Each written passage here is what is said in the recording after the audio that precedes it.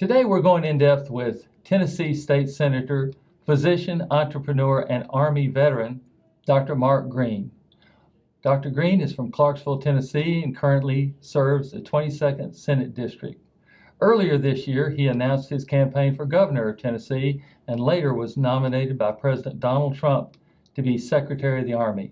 We'll talk with him about both of those processes, and later on in the program, we'll go in depth with Dr. Green about his most famous mission, holding and interviewing Saddam Hussein, the infamous Iraqi tyrant. Dr. Green, thank you for being here with us. Thanks, Dr. Flinn. Thanks for having me on the show. Well, running for governor, not running for governor, tell me what happened there. Well, I was doing this tour of the state of Tennessee and made a decision that we wanted to run, and we really didn't make the announcement. We filed the financial papers, so we were getting ready. And then President Trump, picks me to be the Secretary of the Army.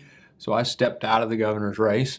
And then by the time, that didn't work out, it was a little too late. A lot of people were in the race and would have split the conservative vote if I'd gotten back in. So I just decided not to run. Well, there are a lot of candidates in the race, like you mentioned. Your thoughts on the candidates, and are you planning to endorse anyone? No, I probably won't endorse anybody. I'm certainly, friends with all of them. So I know them all. And we've got a great group of candidates running. We'll leave it up to the folks at Tennessee to pick. Okay. Well, the strengths or weaknesses of the candidates, would you like to talk about their strengths? Well, I'll say this. As Tennesseans look to pick a governor, they need to probably think of, let's think of three things. We really, this state has, it's more conservative today than it was yesterday. We continue to show a real conservative heart in Tennessee. So we need a governor who represents the state and should be a conservative, small government, less tax, let the economy create the jobs, that kind of thing. And the governor has a lot of, departments, a lot of people that he has to select and recruit to lead departments in the state. So the governor needs to be a good leader, a great leader, because a person who is an 8 on a leadership scale of 0 to 10 doesn't follow a 5. And as you recruit people to run these departments, you've got to be a great leader yourself to recruit great people. And then lastly, it should not be the place that a person OJTs in executive leadership. It's 44,000 employees and it's a $38 billion budget. So a conservative who knows how to lead and run an organization, who can recruit great leadership. That's who we should pick as our governor. And you just described yourself. I guess I did. So you did describe yourself, and I'm sorry you're not in the race, but you're not. There's a historically in Tennessee, we alternate from Democrat, Republican in the governor's race. We've got a Republican governor. How do we maintain a Democrat not being in the governor's race next time, or not being in the governorship? I think the political climate in Tennessee is such right now that it's going to be really hard for a Democrat to win this time around. And I had a great conversation with Phil Bredesen when I was thinking about it. And his advice to some of the Democrats, don't waste your time and money right now. It's going to be a few cycles before a Democrat can win. And I really think that's where we are. As long as our party can follow the rules of Reagan and not attack each other and run good campaigns, I think we're going to win. Okay, now we've got several major issues facing the next governor. You were running, you've studied the issues. How do you prioritize the issues, and just what advice would you give us and every governor candidate, every gubernatorial candidate for running this race? Well, I think in terms of education, there are some things that we've got to fix in the state. We've made some significant improvements, but one of the things that I'd like to see is a shift in back towards sort of workforce ready mentality. There are a lot of young people that aren't better served by going to college. So let's get them some technical training in high school. We sort of drifted away from VOTEC in high schools, and we need to put VOTEC back into our schools. So I think education, that needs to be one of our key issues. And that really impacts over here in Memphis. You guys have the medical device industry over here in West Tennessee and other things that technical schools in high school would be a great asset. In terms of the economy, we've got to make sure that Tennessee's government doesn't get too big.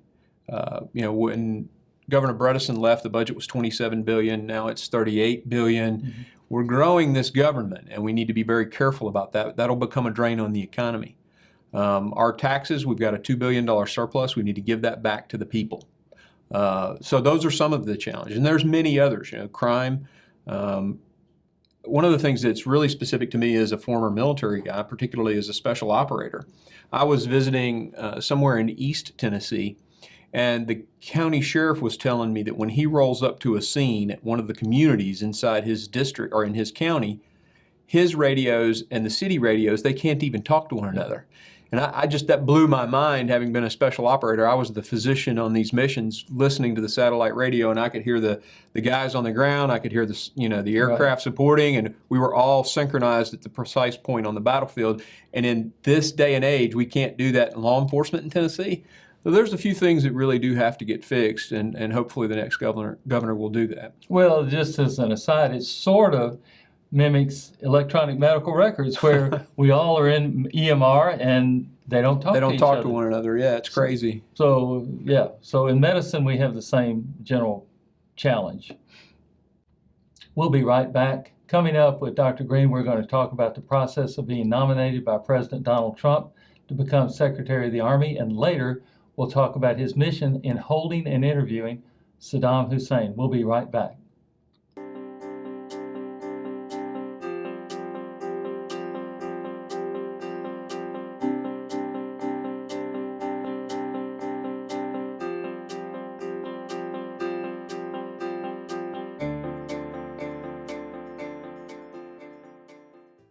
Welcome back. If you're just tuning into the program, we're joined by Dr. Mark Green, a state senator, former candidate for governor of Tennessee, and former nominee of Secretary of the Army. So the nomination process, Secretary of the Army, that's a cabinet position. It's a big deal. I mean, a big deal. Did you meet with President Trump? When did you first know you were being nominated? What did you do? Tell us about the process. Sure. I was actually in Memphis. I had come over to meet some key people as a part of my preparations to run for governor, and I find out that Vincent Viola, the guy who'd been nominated, decided to withdraw. And so I called a friend who was on the Trump campaign. I said, "Do you think they would consider me?" He said, "It's funny that you asked because your name's already been submitted." So I started the process. Went and interviewed with Secretary Mattis, and that was awesome. Going into the Secretary of Defense's office and just thinking who all had been in that building. That office in the Pentagon. And of course, Mattis was a great interviewer. Lots of good questions. Asked me, what do you know about strategy and stuff like that. But and at this point, I'm really getting excited. I may get to be the Secretary of the Army. And then eventually I interviewed with President Trump, and it was a very interesting interview. I'm in the room with Steve Bannon, Reince Priebus, Kellyanne Conway, and others of the staff. And President Trump comes in, and they take me over to him, and they say, Mr. President, this is Senator Green. He's our pick for Secretary of the Army. And without even looking at me, Trump says, "Is this the guy that Mattis wants?" And Priebus goes, "Sir, this is everybody's pick. Everybody likes him. We want him." And he turns to me and sticks out his hand, shakes my hand, and says, "Congratulations, you're a very powerful man." And that was the end of the interview. Really? Yeah, that was it. That was it. So, my goodness. And did they call all your friends and family and everybody you had ever known in life? They definitely made some phone calls and checked on me. I know Governor Haslam, later in a conversation with him, said, "Yeah, they called me. I said you'd do great." And so they definitely checked up on me. Okay. Well, then you got some backlash and some criticism. How did you handle that criticism? Just personally, none of us like criticism, but you got this criticism from people you wouldn't expect to. Well, it was very frustrating because the vast majority of it was simply not true. I'll give you an example. They said I was anti-Latino. I'm on the board of Latinos for Tennessee. I'm one of their largest donors, and I won Legislator of the Year in 2015 for Latinos for Tennessee. I'm not anti-Latino, yet that was the spin from the opposing party in their effort to take down a Trump nominee. I think the thing that frustrated me the most was just the dishonesty of it all. You know, the fact that they said I'm a creationist, that I believe in the creation story, and that I don't accept all of the tenets of evolution, you know, that's true. I don't. So it's okay if you criticize me about the truth, but the frustrating thing is the fake news. Right. Right. And so you were there with the fake news. Yeah, it was a concerted effort. I mean, they were looking at Facebook posts that I had made on somebody else's page 10 years ago. Yeah. I mean, it was looking for anything. It was a drill down. So Yeah. I think I've been vetted. You have been.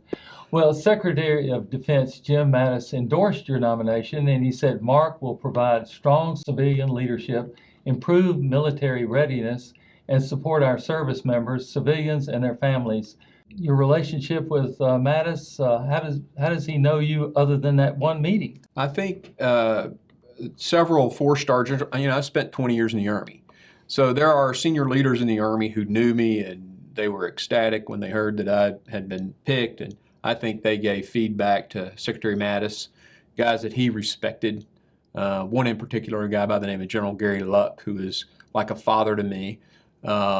You know, called Secretary Mattis and said, "Hey, this guy's a great guy." And, you know, I love soldiers. I love taking care of them. I was there on the battlefield with them as a physician. You know, holding them in my hands when they're bleeding, and you know, I would have poured my heart into serving, you know, Right. all soldiers. And I think the generals who knew me knew my heart and were excited about me doing it, and that's how Secretary Mattis found out about me. Well, that's great. I mean, before we get to the Saddam Hussein story, let's go to our rapid fire segment where we'll ask a few quick, short questions so our viewers can get to know you just quite a bit better. Okay. Question one, what city and county do you live in? I live in technically Ashland City, but it's really, I mean, when I think of going to town, I go to Clarksville. Montgomery County has 4 or 5 houses in the southern part of the county that wind up in a different zip code, so it's just kind of strange that way, but Clarksville's home. Okay. And where were you born? I was born in Jacksonville, Florida, raised in a small town in Mississippi, Monticello, Mississippi. Oh, we all know that. Yeah. What was your first job? My first job was cleaning pig pens. I was 12, 13 years old, and I'd put on a slicker suit and spray that methane-producing stuff down into the catch pond. Wow. And where did you go to medical school? Wright State in Dayton, Ohio. And do you have any children? I do. I have a daughter who's 24. She's a competitive equestrian rider and finishing up her degree in marketing. And and she's married to a soldier. Mm-hmm. And my son is a senior at Furman University. He's the commander of his ROTC battalion there. He'll be an infantry lieutenant next year if his desires come to fruition. Well, I know you know, I've got to tell you, I know him a little bit better than just interviewing him. You read a lot. What's your favorite book? Gosh, me picking my favorite book is crazy. Well, first, the Bible, right? Mm-hmm. But I think after that, my favorite book, the book that's probably had the most profound impact on me, is John Maxwell's 21 Irrefutable Laws of Leadership. Okay. So. And you do go to the movies some. What's your favorite movie that you can think of all times? My favorite movie of all time would probably be We Were Soldiers, the Mel Gibson movie. Right. Yeah, that because it tells both the horror of war and the unbelievable challenge of families waiting back home. That movie captures both, and it's just it's a must-see for everyone. Now, this is going to be the trick question. Okay. The Vols, Commodores, or Tigers? Yeah, I went to West Point, so I tell people I root for whichever Tennessee team has the best shot at a national title. Okay, then the Titans, Predators, or Grizzlies? Clearly the Titans on that one. Marcus Mariota, Derrick Henry, all those guys they're gonna have a great season this year, and I'm excited for the Titans. Okay, now we'll get to political figures, Lincoln or Reagan. Oh, Reagan, hands down. Okay, and the most important bill that you've ever sponsored or co-sponsored in the legislature, you're state senator, still a state senator. What's the most important bill you would think? I think the most profound for an impact on Tennessee, and the one that I'm the most proud of, is the bill that killed the Hall income tax. I ran that bill for 4 straight years, finally got it passed, and it's my bill that will slowly end the Hall income tax. And it's pretty cool because in the nation's history, only 2 states have ever repealed an income tax once it's been implemented, Tennessee now, and Alaska prior to that. All right, your favorite Tennessee tradition or event? I'd And say I know you've been to a lot of them. I have been to lots of them as I've traveled the state. I still come back home. The Rivers and Spires event in Clarksville is just, if folks haven't seen it, they got to come. It's spectacular. All right, we've given the softball questions. Okay. Now, we'll get to the real tough questions, which we'll get to know you a little better. Are you pro-life or pro-choice? Oh, I'm very clearly pro-life. Okay. Should we improve public schools or issue school vouchers? Which would you think? We should do both. I don't think we have to make a choice there, but I will say on vouchers, a great idea. If I've learned this in business and leading in the Army, a great idea poorly executed is a bad idea. Right. So vouchers we need to do them. We need to offer school choice in Tennessee, but we just have to make sure we do that right. Corporate taxes, should they be raised or lowered? Oh my gosh, they should be lowered. Okay, and now, The franchise and excise tax, I pushed a bill to make it a single sales factor 2 years ago, and fortunately this year the governor incorporated that into the Improve Act. should we expand Medicaid or stand pat? We should not expand Medicaid. Okay, in-state or out-of-state tuition type things for undocumented immigrants. So for undocumented immigrants, we should not do in-state tuition. Are you pro or anti-campus carry? I'm actually for constitutional carry, which is anyone who can legally own a gun should be able to carry the gun. Okay. Refugee resettlement, is this a state or a federal issue? Well, it's both, right? Refugee resettlement should only come into Tennessee when we approve it. So Tennessee should approve what the federal government's doing, but the federal government should run that program. It's constitutional that they run it. Should we build a wall or beef up more border security for our southern border? We should do both. Okay. We need a wall, and we need it manned both with technology and with people. Okay. Sanctuary cities, are they a good thing or bad thing for Tennessee? Sanctuary cities are horrible. I had a bill last year that we didn't get across the finish line. We're going to push it next year. Sanctuary cities in Tennessee should be where we're going to take their funding. Okay, Dr. Green, you've done a great job. Coming up next, we'll go in depth about holding and interviewing Saddam Hussein after he was captured, and we'll be right back.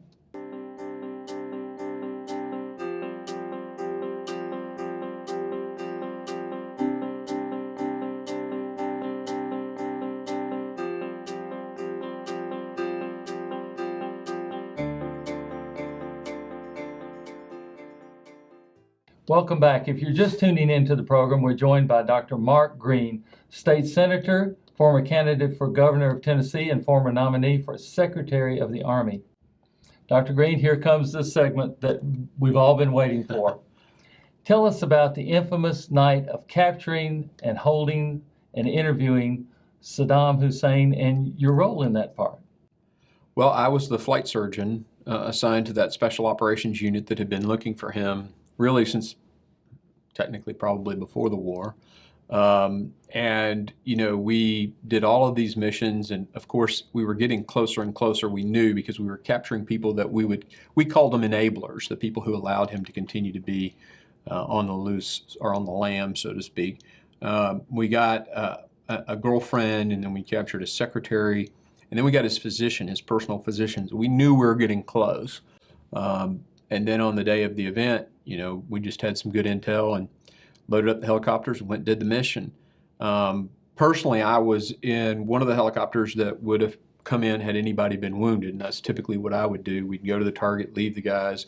The helicopters would go either do an aerial or go back and land at an airfield somewhere. When a casualty would happen, I'd fly in. Mm-hmm. We'd throw the guy on the resuscitate in flight, that kind of thing. This time there wasn't a patient. So I just sat and listened to the mission over the satellite radio, and I'll never forget, hearing one of the operators come on and say, "We have jackpot," and there were two jackpots, little jackpot and big jackpot on the target. By intel, the little jackpot was his cook, which I think would be much more like a cupbearer to the king, so to speak, not necessarily someone preparing the food, but the admiral in charge of our task force came on and said, well, do you have little jackpot or big jackpot? And the guy said, sir, we have big jackpot. And I'm literally in the back of this helicopter with my body armor on, my equipment, my weapon, and we're high-fiving as much as you can, do it in the back of a helicopter, kitted up and everything. But it was unbelievable. And then I got to go in with him and spend that first night. He was incredibly charming, a bit arrogant, but answered every question I asked, and it was an amazing night. I tell people, there's a Super Bowl championship team every year. Right. But if you think about it in history, we didn't catch Hitler. We didn't catch Pol Pot. These totalitarian dictators, for the most part. I mean, we did get Manuel Noriega, but he doesn't even compare to someone like Saddam Hussein, who killed hundreds of thousands. And then, of course, the Iran-Iraq War killed 1 million plus. Right. But we captured him, and I was there and got to interview him that night. So it's pretty special. That is. That really is. Well, you wrote a book about this, A Night with Saddam, is where you have all of the details. Yes. And just hearing this, I want to read the book again. I've got a copy of it. Where can our viewers get a copy of this book? It's on Amazon and Barnes & Noble online. All the online retailers have it, and they can contact our campaign or our office, and we can get copies of them too. Okay. Well, now you left the Army, when was it, 2006? Yep. And what have you been doing since then? When I got out, I started working for ER. I'm an ER physician by training. Did half of my career as an infantry officer and then half as a physician. Got out and started working for those companies. Thought there was a better way to do it, so I started my own company in 2009. Grew that company up to almost 1,000 providers, and we were in 10 states and 50 hospitals and sold it just last year. In fact, I stepped away from the company this year in April, and I've been a state senator since 12. So five sessions. Have really enjoyed that. And we just kicked off another company and another not-for-profit this just a month ago, starting a captive insurance company for physicians.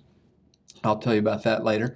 But we also have this not-for-profit that we're starting to help people of faith run for office. Well, I noticed that you had an announcement a week or two ago about that, and we want to know exactly what's next for you, because you've got so much potential. We've got to find the way for you to maximize this. As state senator, you're doing a fantastic job there. Thanks. But what's next with with all the nonprofits and the things that you're involved in? Sure. Well, as I went up to Washington, D.C. and experienced the, swamp, I guess would be a great word for it, right? I realized I really got a heart for our country. Part of the reason why I didn't step back into the governor's race is I know Tennessee's going to be okay. We're in a great place, but Washington's in trouble. Our country's in trouble. So I want to do something to influence there, and I think right now, if you go back and look at how Bernie Sanders interviewed Russ Vought from the Heritage to be on the economic counselors, there's this attack on people of faith. And there really is. I mean, it's as if it's gone from covert to overt. And I just want to see religious freedom remain in America. So we started this not-for-profit to encourage people of faith to be in the public arena, to run for office, and to help shape the future direction of our country. So we're going to do that for the next few years, get through the 2018 election cycle. I'll probably recruit somebody, take it over, and then I might run again in 2020. That's kind of what we're thinking we'll look about. forward to that. Because you obviously, when you were describing the governor, the characteristics for governor, they're the characteristics for a public servant also. Right. And you have the heart for that. Dr. Green, thank you for being here with us today, and I hope you'll come back and join us again soon. I'm George Flinn, and until next time, thanks for watching In-Depth TV. Thank you very much for being here. Thanks, Dr. Flinn.